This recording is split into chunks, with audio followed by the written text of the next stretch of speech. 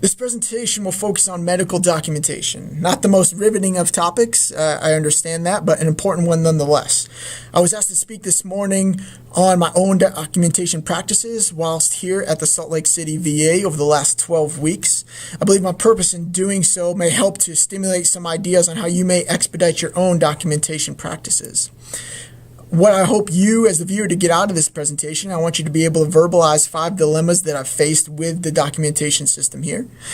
So I've subcategorized these into those issues with the initial eval as well as those that I've faced with follow-up visits. Additionally, I want you to be able to describe 3 solutions that I've developed to address these dilemmas. So as previously mentioned, I've subcategorized the dilemmas into 2 categories. One, the documenting of an initial eval, and second, the documentation of subsequent follow-ups. So we'll start with those of the initial eval.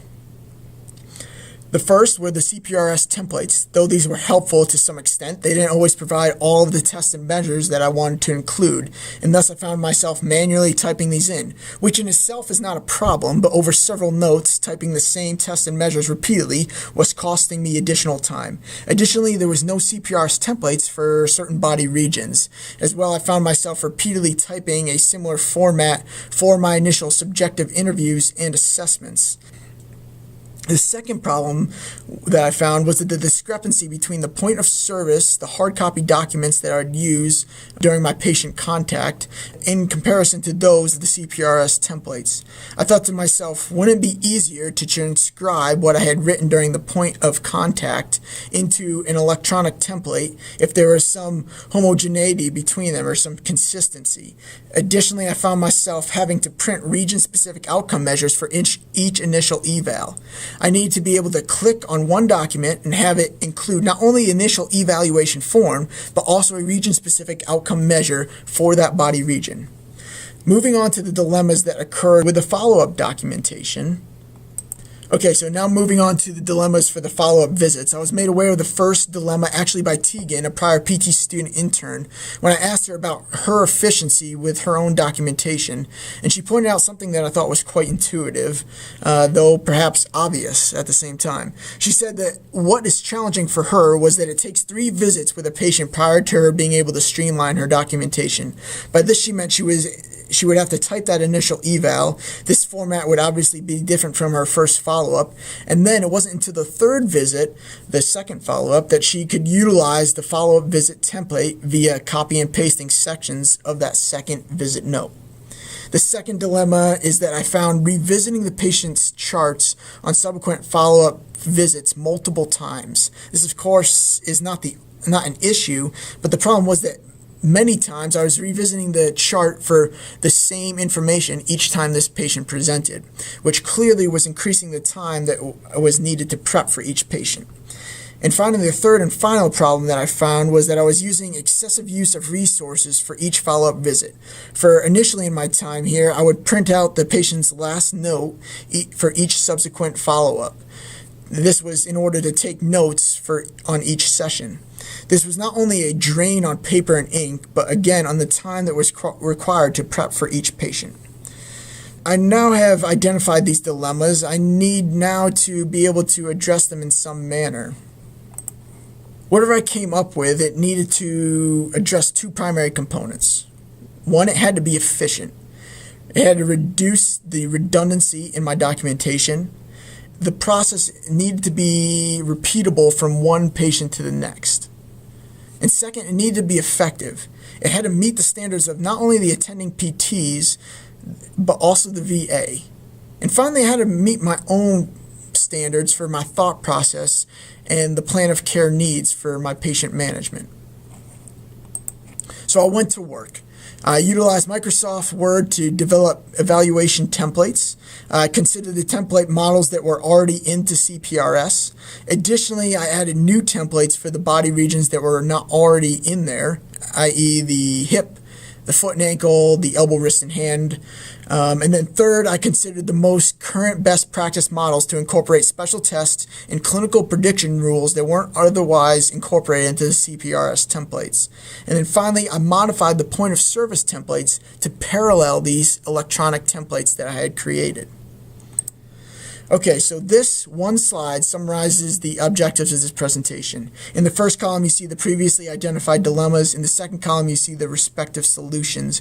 Having already spoken about dilemmas, let us focus on the solutions. The first, creating electronic medical records, i.e. EMR templates. These included all body regions and were more comprehensive than those templates already in CPRS. Second, creating a point of service, i.e. POS templates that were homogeneous with the EMR templates and thus reducing the time necessary for transcribing the information. I think it's important to note that whenever I say EMR templates, obviously this is an electronic medical record. So these are the templates that are already within the shared drive. When I say POS documents, this indicates point of service, and so these are actual hard copies that I'm printing off during the session. The EMR templates that were created also address Tegan's dilemma of needing 3 visits to streamline the documentation process. I will be speaking more about this in just a moment.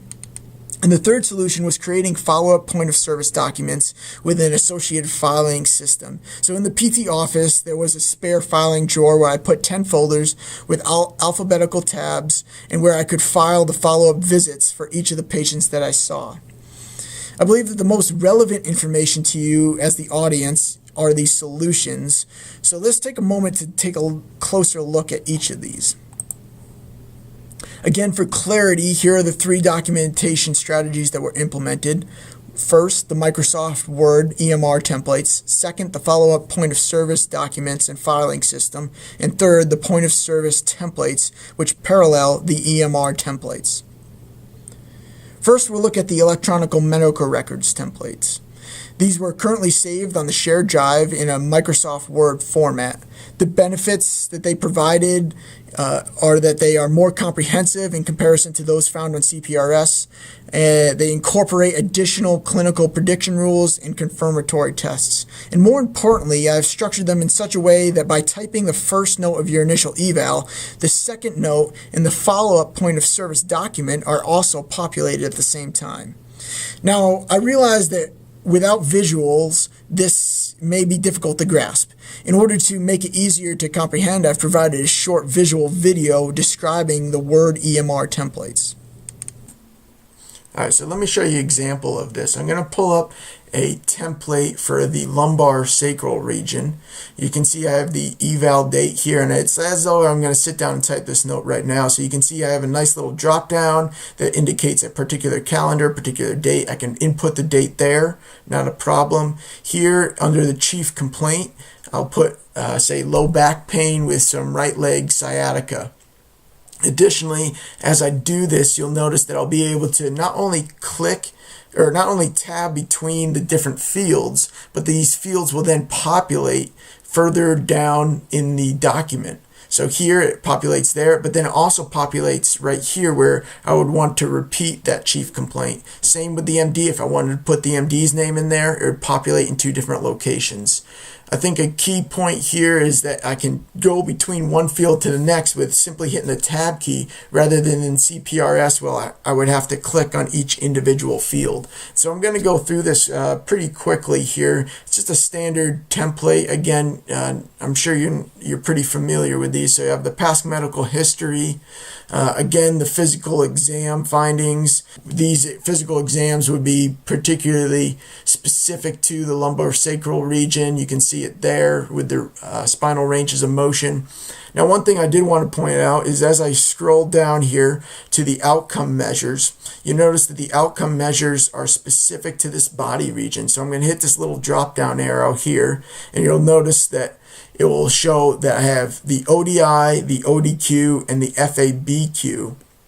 So I'd select the respective intervention, put in the date and their score, whichever date it was, and then the interpretations. I think this is pretty cool, is that I can, depending on their score, I've already inputted the interpretations of that particular score based off what the outcome measure says. Here I'll scroll past the interventions. We're not going to put any of those in. The assessment, as I get down, I'll put in my respective PT diagnosis, which will then also populate there, but then also down here where I have the more narrative summary of the patient. Also, I have the impairments. Once again, I can toggle between any of these fields by hitting tab. Here in the prognosis, when I say poor, fair, good, excellent, etc., what does this actually mean? So I've taken from the PT practice guidelines, I've inputted what each word actually means for their prognosis. Another thing I want to point out here is for their follow-up visits. I think it's important that you take time to think about the interventions that you want to perform with the patient as well as those progressions, and I'll explain more about that in just a moment. So here's the end of my first note, but if I keep scrolling, notice I come up to visit 2 note. The key here is that as I type my first note, my second note becomes populated, and I can toggle these fields to fill by simply hitting Alt F9, and you'll notice that there's a bunch of different fields. They're all grayed out here as to where this information will be inputted. So I'm going to scroll back up to the top. Again, I'll hit Alt F9, and you'll notice that this will populate from my first note. Obviously, I haven't typed as much in my first note as I otherwise would have, but this would populate. Again, the interventions from my first note would populate here. I can modify them as need be or not if I perform the same interventions. I get down to the assessment, and you notice this looks identical to that first note with the diagnosis and impairments. So I'm going to scroll back up. I'm going to hit Alt F9 again, and it's going to shrink back up. Now for this next point, I also want to show that, so it populates in 2 points. It populates there, but this information from my first note also populates into my point of service for my follow-up visits. And now here I put the first initial, the last name, again the initial presentation, the physical exam findings, the eval interventions, and the follow-up interventions that I want to perform. Again, that's why I think it's important above in your first note that you think about those interventions as well as their progressions. Again, this table will take up about 2 pages, and then if I scroll down, you'll notice that I come to this document where this is where, given a particular day, so each column represents a different day or different visit, you can see that I would have 6 here. I would handwrite what the changes were in the subjective report. So I have prior treatment response, change in condition, HEP, additional comments, etc. Here is where I write in my actual intervention. Now, regardless of the day that the intervention is performed, I put it in that first column. Now, the parameters indicate which follow-up treatment it was performed on.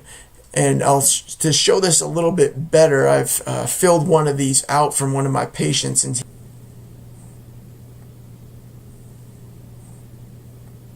here it is. So here you'll notice that the initial presentation and the subjective report is there. Again, all his initial findings, which is helpful to look back on when I do follow-up visits with him. Again, I have the follow-up interventions there as well as his short-term and long-term goals, so it keeps me focused should I need to refresh those or refresh my memory. Here you notice on November 18th at 10 o'clock he reported for his first follow-up visit. That was his current symptoms upon report. Here's how he changed. No significant changes since last time. His HEP, you can see that he was diligent on a daily basis. Now here you notice that I have put all the interventions again in this first column, and then as I go to the subsequent columns and the subsequent follow-up visits, I'll put in the parameters indicating that that particular intervention was performed on that day. Now you notice on this last visit we did segmental rolling, supine to prone, and I've put in the information, but down here I've put in asterisks indicating that that's where I want to go next session, so that when he shows up it takes less prep as I've already had that mindset and gone through that process. I can also put reminders up here. You'll notice that he'll need more visits after that third follow-up. His HEP has been altered to include the segmental rolling as well, and I've made note here. So as I scroll out, again, this is a 3-page document. These first 2 pages will print back to front, summarizing his findings, and there you go.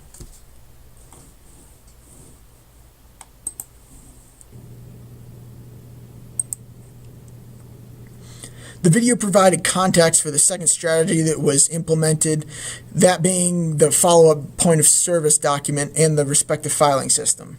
So as for the filing system I mentioned previously, I was using a spare filing cabinet drawer that was available in the PT office and had 10 folders grouping letters across the alphabet from A to Z. This makes preparation in the mornings take only moments. Say I have 4 follow-ups and 1 eval, I simply pull the files for the 4 follow-up patients from the cabinet, which takes literally a minute, and then I am ready to focus more clearly on that one patient that was the initial eval. The final solution that was developed in improving my efficiency of documentation was developing the region-specific point-of-service templates. Each of these parallel the respective region-specific EMR templates in order to improve the efficiency of translating the information from the hard copy point-of-service templates to the electronic version. The second benefit is that by using the same documents during my time here, I was able to become more efficient, not having to hunt and peck on where on the document to write down certain objective measures. And finally, I copied and pasted a respective region-specific outcome measure onto the final sheet of each template. Thus, for each new patient I saw, I only had to print one document that included 2 back and front pieces of paper stapled together, and I was good to go. So in self-reflecting on the implementation of this system, I ask myself, what has gone well? What could have gone better? Where is there room for improvement? Can this be applicable to other interns and/or other full-time employees? The positive factors were that the system proved to be sustainable. It improved the efficiency of my documentation during my point of service as well as with CPRS. My documentation also met the standards of the attending PT, the clinic, and myself. I was more organized in patient management and my plan of care. And finally, the 3 strategies addressed all 5 of the identified dilemmas. Areas for improvement: the extensiveness or thoroughness of my initial evaluation notes were consistent throughout my 12 weeks. Again, I got feedback that these could be potentially pared down. This, however, may be more of a comment on myself as a person rather than that of the system as a whole. Second, you as the viewer may or may not find these strategies useful in your practice. For some, it may cause you to reinvent the wheel of the strategies that you are already implementing and thus be less efficient. Others of you may be able to expedite the process at which you prep, document at the point of service, and/or complete your documentation in CPRS by implementing some of the strategies that I've discussed today. In closing, a couple take-home points. If nothing else, perhaps this will stimulate ideas to expedite your own documentation or even improve the documentation process for future interns. Thank you for your time and for your patience. What questions do you have at this point?